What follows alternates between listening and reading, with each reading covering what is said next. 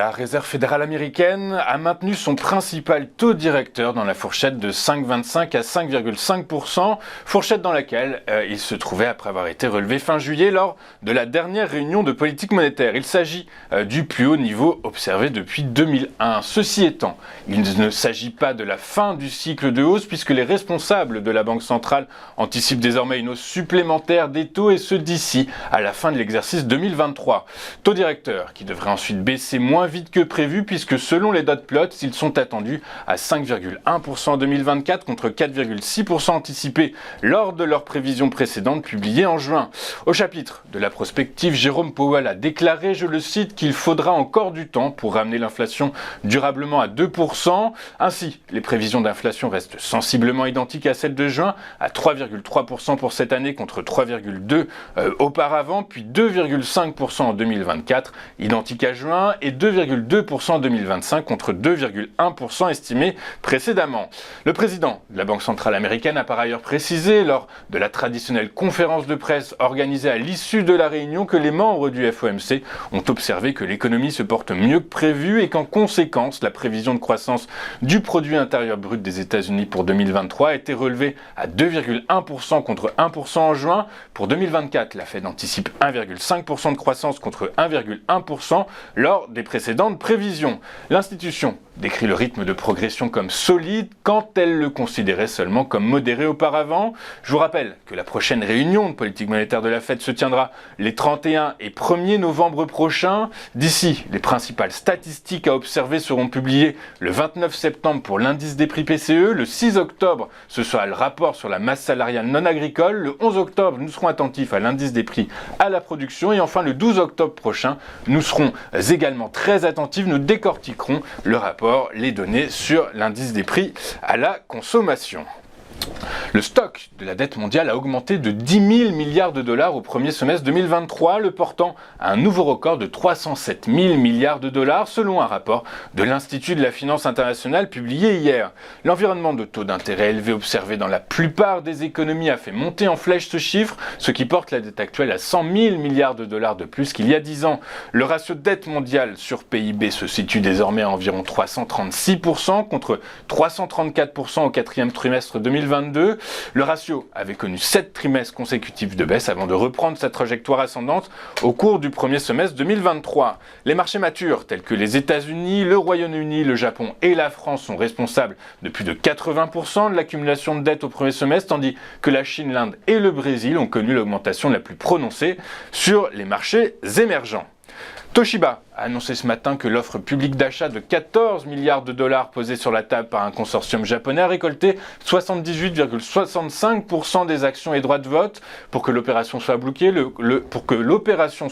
consortium d'entreprises japonaises mené par le fonds Japan Industrial Partners devait obtenir plus des 2/3 des actions de Toshiba en circulation.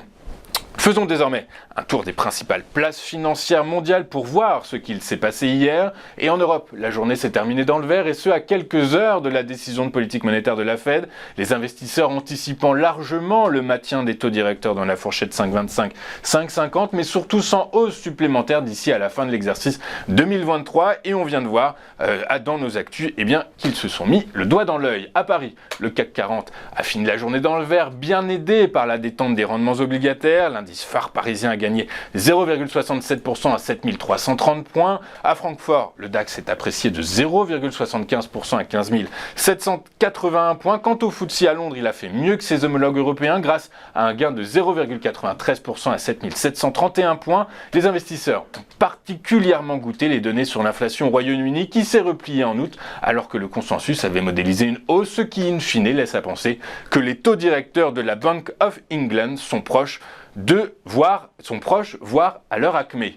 Sur les marchés financiers américains, le ton agressif de la Fed, qui a laissé entendre que les taux pourraient rester élevés encore longtemps, a fait basculer les marchés actions dans le rouge hier. Le Dow Jones a reculé de 0,22% à 34 440 points. Le S&P 500 a cédé 0,94% à 4 402 points. Enfin, le Nasdaq Composite a lui perdu 1,53% à 13 469 points. Les valeurs technologiques pénalisées par cette annonce de la Fed au discours plus bullish bullish qui mécaniquement va avoir un effet relutif sur les rendements obligataires et donc in fine sur le poids des dettes de ces entreprises. En Asie ce matin, la bourse de Tokyo a fini en baisse, mise sous pression donc par les valeurs technologiques dans le sillage de leur homologue américain.